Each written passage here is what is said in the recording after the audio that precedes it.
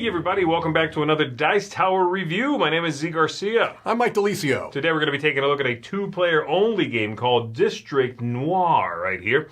This is a reprint of a little import that was very hard to find, or is very hard to find.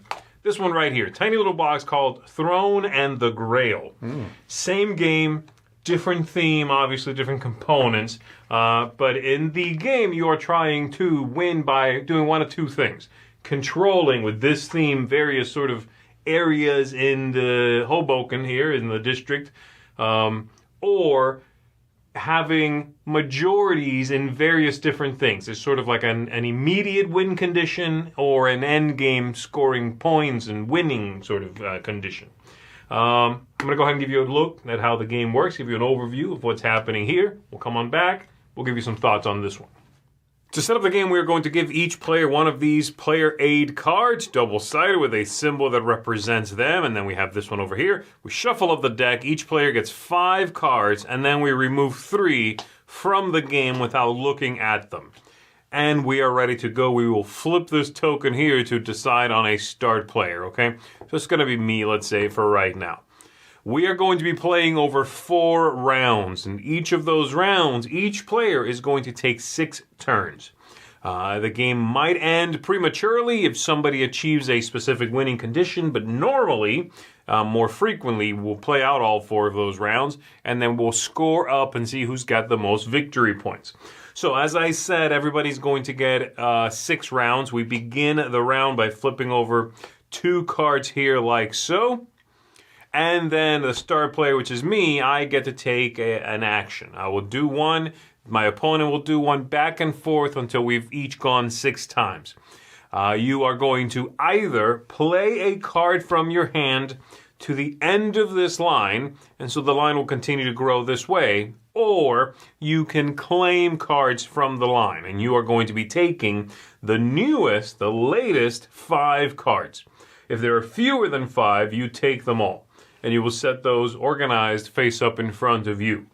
You will only take once in each round. And so, since you have 5 cards, you'll be playing cards 5 times and taking cards once. That's how you get to 6. So let's take a look here at the cards I've got. You will see a few different kinds of cards. We've got number cards. And this is all here, by the way, as well. So we've got number cards, which are these right here. There are 5s, 6s, 7s, and 8s. There are as many of each as the value. So there are 6 6s, there are 7 7s, and so on. There are negative cards, like these. There are positive cards in green. And then there are these cards here. And there are 3 of these cards. That's the way you win the game automatically. If any player ever controls and has taken and placed face up in front of them all 3 of these, they immediately win the game. We stop, they have all 3, they win. Otherwise, at the end of the game, we are going to score victory points. And whoever has the most 5s is going to get 5 points. Most 6s is going to get 6 points, and so on for these 2. Then for having a set of each, so 1, 5, 6, 7, and 8, you get 5 points for that every time you do that. And then the negative cards are negative points. And of course, the positive cards are positive points. And whoever has the most points, like I said, is the winner. So that is very simply how we score. So I'm going to go ahead and take a turn here. And I might do, say, this. I'll play this card here. Then my opponent might go. My opponent will take a look at the hands they're holding here, the cards. And they might play this one here. Comes back to me. Perhaps I'll play this one. Comes back to my opponent, and again, the choices are here. They could take all this or play one. And if they play one card now, then if the next player, i.e. if I would take, so let's say my opponent plays this card here.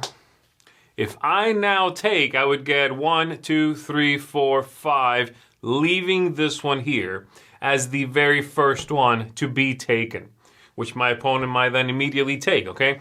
So for the sake of the argument, let's say indeed I do that. I'm going to go ahead and take, I'm going to take these. Not great with these 2, but let's say I did that.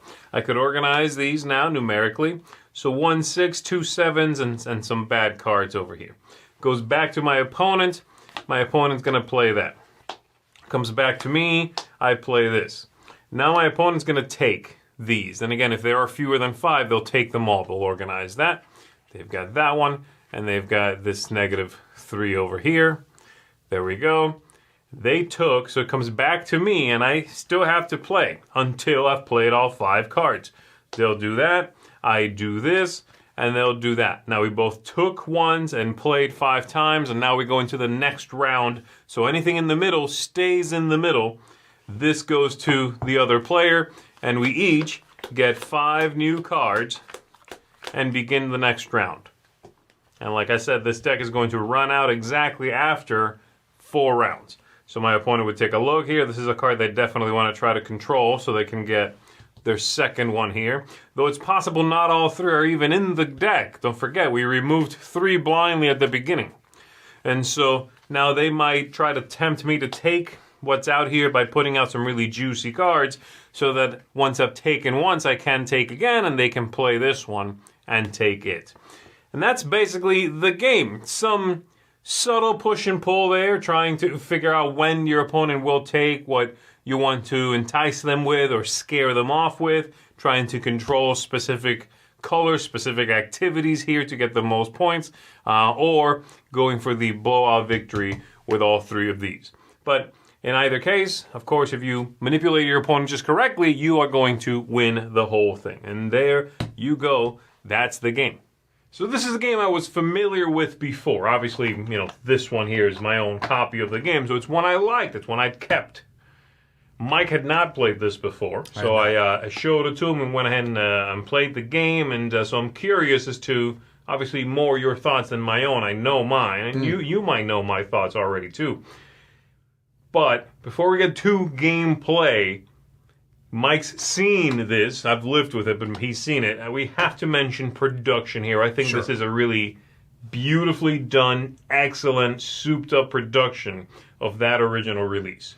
Sure, I agree with that. After especially seeing both versions of the game, this is a very, very nice production. It's in it's not a much larger box. I mean, it's certainly not as small as that one, right? But it's still an appropriate size for the type of game it is. Mm-hmm. I like the larger cards, and they're good quality cards as well. It's a nice theme, although theme in this game is definitely not forward, I wouldn't say, although it works. Yeah, it works. And I really love the art style and the aesthetic. Just beautiful. Yeah, the color choices here, the sort of Art Deco look, right? Mm-hmm. I really like it. And the setting, the time period it being, I guess, the 50s or whatever it is. Yeah. The bold colors, the font that they use, the whole thing is chef's kiss, right? Classy. Is how people say that. I mean, it's got that. I wouldn't change anything production-wise here. Right. I think everything they did, including the player aid cards, which is huge, are great. I mean, you have the breakdown of scoring on the one side, breakdown of what's included in the deck on the other side. Nice. This is how you do that. Agreed. Even the little poker chip, which you just flip at the beginning of the game to decide the start player and then sort of pass it back and forth. Not needed, but a really nice touch. And it's a good poker chip, too. So, gameplay itself. I find the game to be kind of a subtle design. And I sort of jump from one foot to the other, where one day I'm like, it's a really subtle, clean design. and the next day I might think, this game's a little shallow. Yeah. It's not the deepest game. If things don't really go your way when you're dealt your 5 cards, you're not going to do so hot. But again, I play the next day and I go, ooh, that's so subtle. It's so good and interesting. And the how you can manipulate your opponent, how you can gently push them this way or that, or go ahead, take it. Or let me sour this pot a little bit with this -2. Maybe a -1 instead, just a little bit. I like the combination of things going on in this one. I agree, too, with that as well. This is what I would essentially call a micro game. There was a time period where there were a lot of micro games, Love Letter being probably the one that brought it to the forefront. And this feels in form factor kind of the same, product in a way, small amount of cards.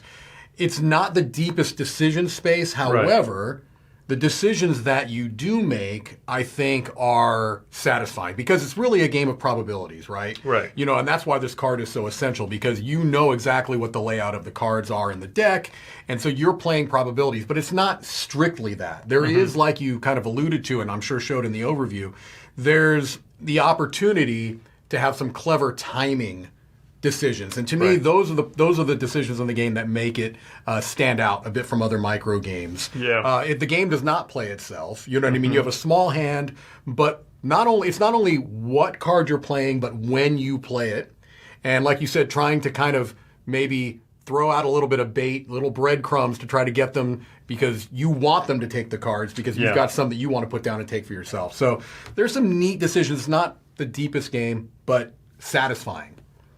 I enjoy that too. I think it's you're really making you're making a lot of decisions in the game, but you're only taking cards in this game 4 times. Obviously, you're deciding what cards you play, in what order you play them, and when you take. But that pressure of do I take now or do I play another card is ever present. And then even after you take in a round, if I've played 2 cards and I have to play the other 3. Right. And if you haven't taken as my opponent, what order do I play them in? Do I give you something really juicy now? Because I'm holding something back I want to make sure you don't get? Can you see through that, though? Right. Right? I mean, if I play one and it's a +3... Well, yeah, why are you throwing a +3 out there? You're trying to bait me, you know what I mean? Right. But I know that you know that, so I throw in that +3 and then hit you with the -2 or whatever afterwards.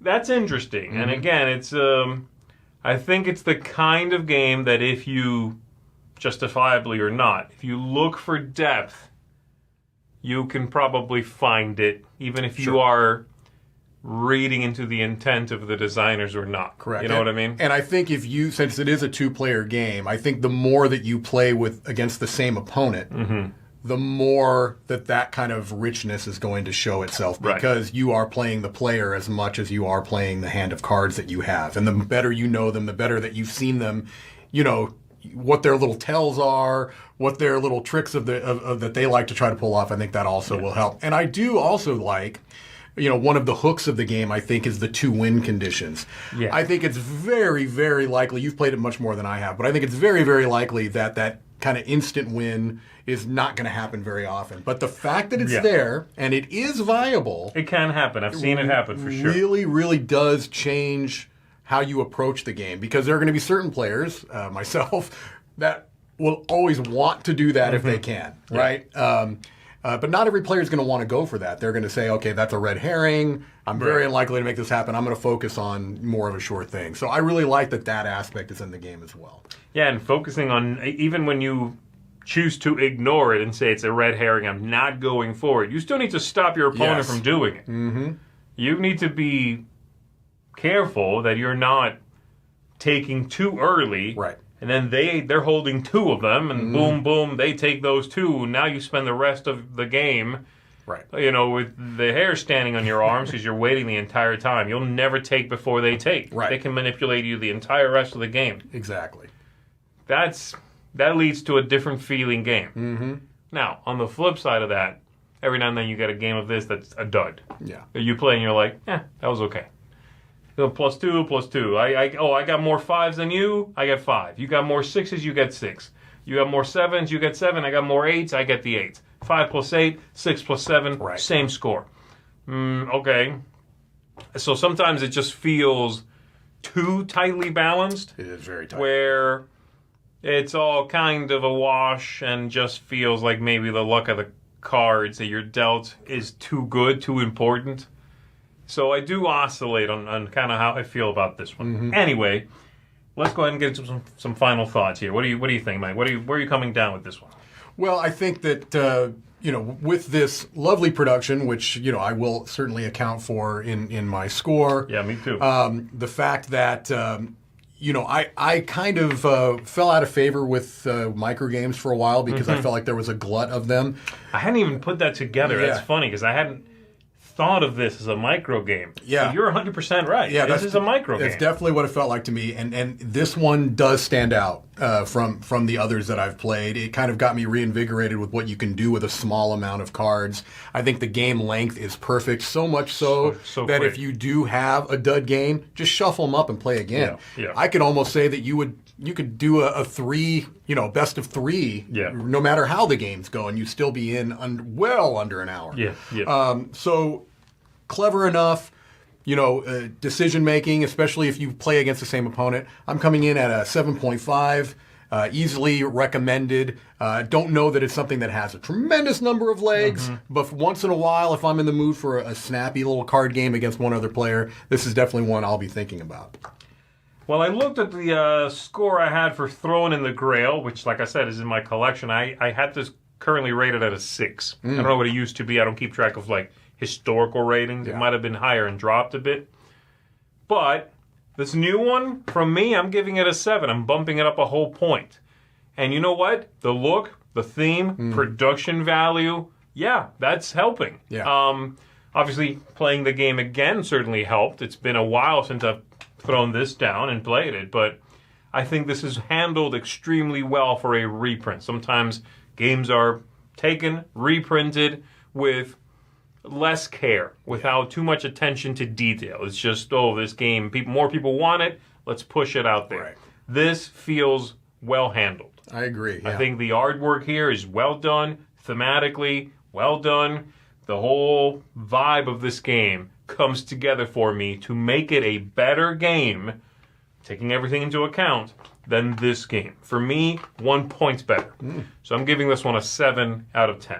So there you go. That is seals of approval all the way around, folks. And that's going to do it for us. This is District Noir. I'm Zee Garcia. I'm Mike DiLisio. And we're going to catch you on the next one. Take care.